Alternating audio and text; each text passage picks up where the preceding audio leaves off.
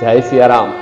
रामायण और महाभारत दोनों ही सनातन संस्कृति में अपना एक महत्वपूर्ण स्थान रखते हैं, आधार स्तंभ।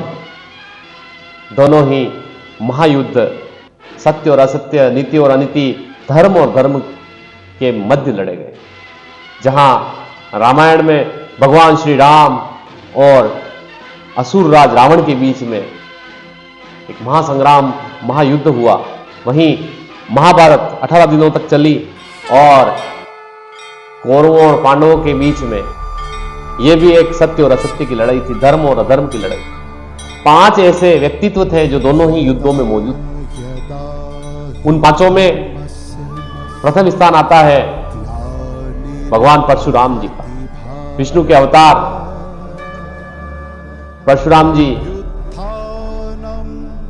जब सीता स्वयंवर में श्री राम ने धनुष तोड़ा तो वहां उपस्थित हुए, और वही परशुराम जी महाभारत में गंगापुत्र भीष्म और सूतपुत्र कर्ण को अस्त्र शस्त्र की शिक्षा प्रदान करते हैं। दूसरा स्थान आता है वीर महाबली भक्त शिरोमणि आंजनेय पवन पुत्र केसरी नंदन भगवान हनुमान जी का। हनुमान जी वानर सेना का सेनापतित्व ग्रहण करते हैं रामायण के दौरान और भगवान श्री राम के सारे काज को सारते हैं।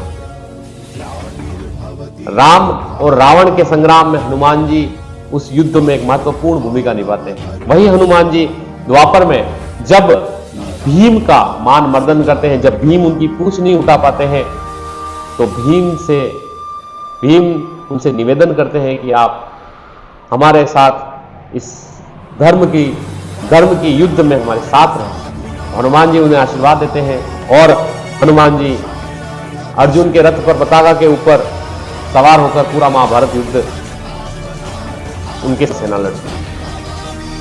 तीसरा स्थान आता है जामन जी का। वयोवृद्ध श्री राम के सेना के महत्वपूर्ण सेनापति, मार्गदर्शक जामन जी से भगवान श्री राम, क्योंकि उस समय रामायण काल में उनके समान कोई द्वंद्व युद्ध करने वाला कोई नहीं था, जामन जी द्वंद्व युद्ध में निपुण थे।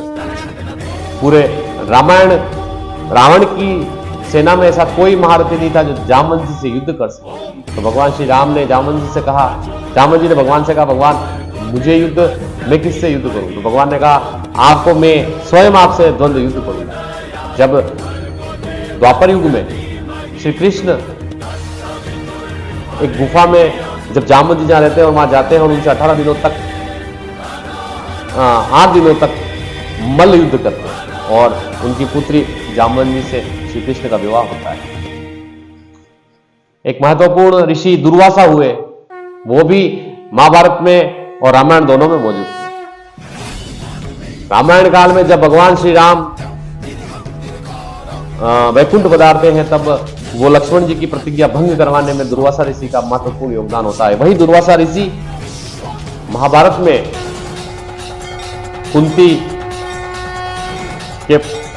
कुंती को श्राप देने या वो खीर का एक प्रसंग है, वहां पे भी उपस्थित रहते हैं माता कुंती की। और अंतिम एक व्यक्तित्व है मायासुर, जो रामायण में मंडोदरी का पिता और रावण का ससुर होता है। वही मायासुर महाभारत काल के दौरान जब कृष्ण उसे मारने लगते हैं तो अर्जुन उसका बचाव करते हैं और वह उस खंडव को इंद्रप्रस्थ बनाने में योगदान देता है। और मायासुर की ये कहानी भी इसी दौरान आती है। तो ऐसे ही बहुत से तथ्य हैं हमारी सनातन संस्कृति से जुड़े हुए, जो मुझे थोड़े बहुत ध्यान है, थोड़े बहुत मुझे नहीं ध्यान है। मैं कोशिश करूंगा आपके साथ में उन्हें साझा करने की, और आपके सुझाव, आपके आशीर्वाद, आपका आशीर्वाद और आपके सुझाव मैं सहृदय चाहता हूं। तो आप अगर मेरे वीडियो अच्छे लगे तो YouTube चैनल को सब्सक्राइब करें और पर्सनली मुझे मैसेज करें कि मुझे कहाँ सुधार की ज़रूरत है, और कोई प्रसंग ऐसा हो जो मुझसे छूट रहा हो तो उसको भी मैं आपको पूरा बताने का प्रयास करूँगा। जय राम, जय जय राम, जय श्री राम।